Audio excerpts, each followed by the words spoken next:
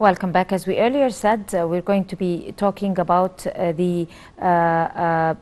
of course, we talk about the first segment that we talked about earlier in our intro is the role of the academic distinction when it comes to developing and empowering and supporting the educational process. Of course, this is a long story, and with us live here in the studio is Dr. Saad. Saad, he is the Director of the Center of Excellence at the Faculty of Languages and Translation. Good morning, Dr. Saad. Good morning, Ms. Dina.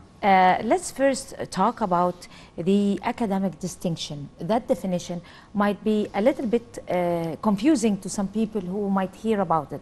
We need you to give us an elaboration about the academic distinction. Actually, academic distinction is a very new term, which is a little bit confusing, as you said. But we will try to relate this academic distinction to the quality of being distinguished and to be exceptionally different. But generally speaking, people look at academic distinction in terms of students. But this is not the true story that we're coming to Which is a little today. bit irritating to students, actually, because distinction might give you the message of to distinct between two students, that student and the other. Right, but also at the same time, how do you distinct people according to just a general level or general standards, or according to each and his qualifications and his own abilities? I mean, people come with different abilities. This is a very good question. We could never differentiate people unless we have a framework or criteria. So our own concept of academic distinction is not only for students, but it's only for students and for professors and for the administrative staff. So it's for everybody? It's mainly for three main categories. Internationally speaking, we focus on the distinction of universities. They have certain quality assurance criteria. We can measure, yes, the distinction of this academic institution in terms of the standards that the whole world know. But for us, it's totally different. We focus on two main items. Number one, how to make people distinguished, and how to enhance those who are already distinguished. What is the age average in this particular center? It's a university center because we belong to a university, so this is mainly for a university community. So I have to be a high school graduate and then I could join this particular university. But we are mainly concerned with our own faculty. Because according to the regulations of the university, each faculty should have this center. So it's our first time, or it's our first experience to introduce such a center. So we are mainly working with three main categories: professors, students, and the administrative staff at our faculty. Do you have different faculties inside the university? Yes, we have 14 faculties. 14? What type of faculties? We have many faculties like medicine, like dentistry, mass media, engineering, physical therapy, commerce, education, and our own faculty of languages and translation. What is the difference between the faculties inside your university and the other faculties in normal universities? Actually, we are more or less the same, because our main target is to help students be different or be distinguished. So we are more or less the same, because we work under the umbrella of the Supreme Council of Universities, so have our own agenda or our own targets. But you introduce, I mean, an extra work. Yes. What type of work do you introduce for the students? For us, we have what we call community service sector, which is قطاع خدمة المجتمع, and we try to help people inside the university and outside the university, especially the surrounding community we have. That's very good. What is the difference between excellence and distinction in higher education context? Yeah, this is a very tricky question. They look almost the same. No, they are totally different. We try to be distinguished in order to be, we try to be distinguished to be excellent. So excellence is one of the criteria of being distinguished. So we mainly need to be excellent in order to be distinguished. So this is the conflicting idea here. And in my opinion, I feel that the distinction is a higher level. So we're working for excellence, but this is not the true story. We have to work for distinction, because distinction, by definition, is to be exceptionally different, outstanding, and remarkable. How important is it to improve the quality of higher education? Of course, this is not for academic purposes or national purposes. This is an international demand. And you know, starting from 2012, there are many calls for improving the quality of education. And we have what we call quality assurance. And we have some agencies like NAQA, which is the National Agency for Accreditation. Because we have certain criteria, we have to meet these criteria. But the point itself, we have some criteria. But do we have a framework? This is the question. Do we have a national framework? Do we have an international framework? We are working for quality assurance. But what's quality assurance? How could we achieve quality assurance? I'm really sorry.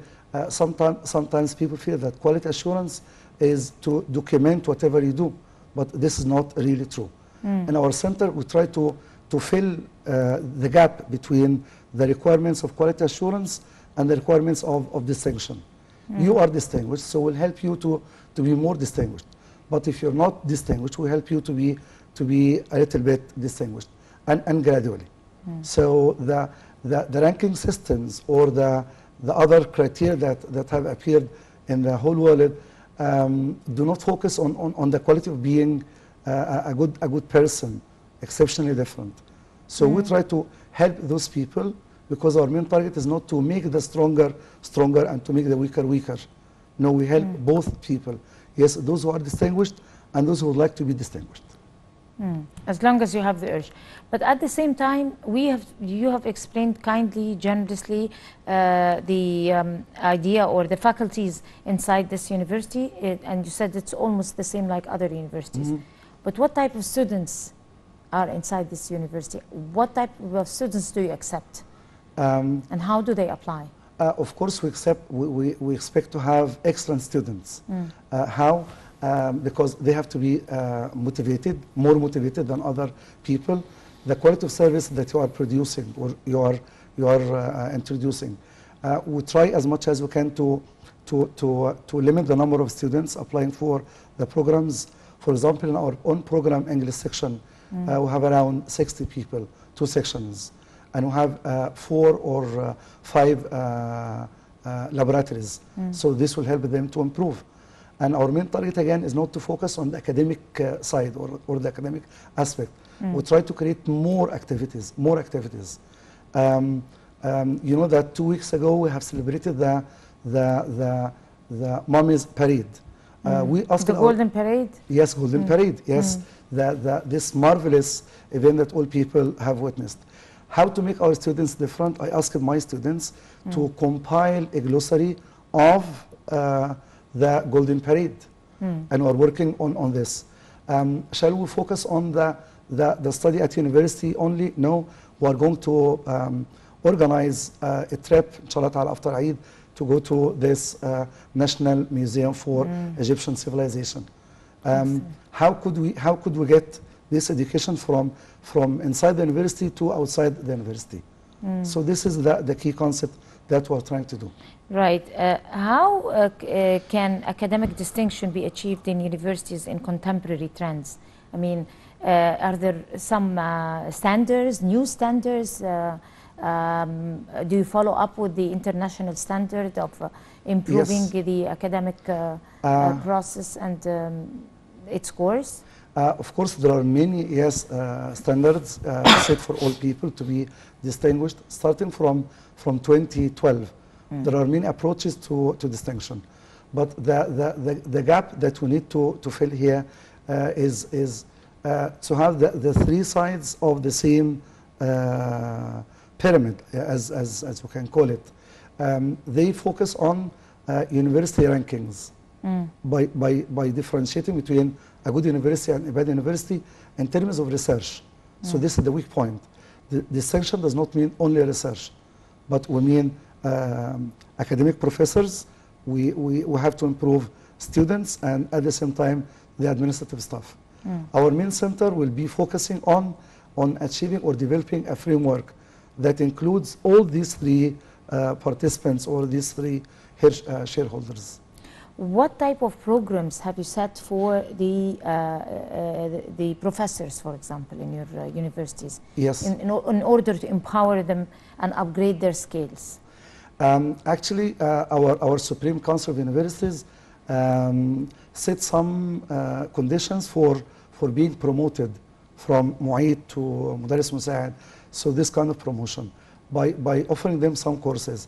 But we'll try to do something else. Number one, we'll try to have what we call partnerships with other universities. This will be our main target. Nowadays, we are currently contacting other universities, other international universities, to have this kind of partnership. So this will be one main criteria. Number two, honoring the academic staff, because you know that we need motivation. Inshallah ta'ala, next on the 25th of May, inshallah ta'ala, we'll honor all people at university. Those academic staff, students, top students, all students, and at the same time, the administrative staff, because we offer them some courses. So we'll, inshallah ta'ala, on the 25th of May, we'll try to honor, yes, all people who have achieved some good things in 2020. Right, but also, how did the idea initiate on the first place? How did it start? The foundation of this particular idea that you're working on in this university? Thank God, and I'm still working for Cairo University. Then I went to this university just to help them for the quality assurance, which is ضمان الجودة والاعتماد. I worked there for 1 full year, and alhamdulillah, our faculty got this certificate. And it's the first faculty that has, the first private faculty that has this اعتماد الجودة والضمانة. This is the starting point, or this is the spark. How to be different, how to be distinguished. A year ago, the faculty staff or the head of the faculty, Dr. Mona Al-Halwani, she is the head, she's the dean, and she said that the university is asking for establishing excellence centers or centers of excellence. And she raised this issue for the whole people at the faculty. And she said that whoever likes to join or have ideas to discuss, okay, most welcome. I started to study this topic and to have a very good survey, and I studied around 2 or 3 programs, and then I have set some criteria and some experiments that I'll try to apply. Right, but also we need to talk about the most famous and important international university classifications. There are many classifications actually, and the most recent one that we always talk about is this university ranking of Shanghai. And still I've got some reservations on these classifications or rankings. What are the main criteria that they assess or measure the performance of universities? Mainly research, but do they care about students? Do they care about talented students, about weak students? You know that in education we have what we call individual differences. Some students are still weak, or they don't have enough funding or enough resources. So I'm so sorry, most of the international rankings lack this point. They focus on, yes, they focus on the academic achievement of the professors. Which is very much old-fashioned. Yes, and even for academic research, they ask us to do research. But sorry, are professors paid for this? Sorry to say, to be promoted from one degree to another or from one ranking to another, I have to pay at least £30,000. So this is the dilemma itself. With our own center, we'll try to have partnerships with other universities and to provide them with some funding. Because you know that academic research needs a lot of money. So with my center, inshallah ta'ala, or with our center, we'll try to narrow down this gap. So we provide services, funding, and partnerships.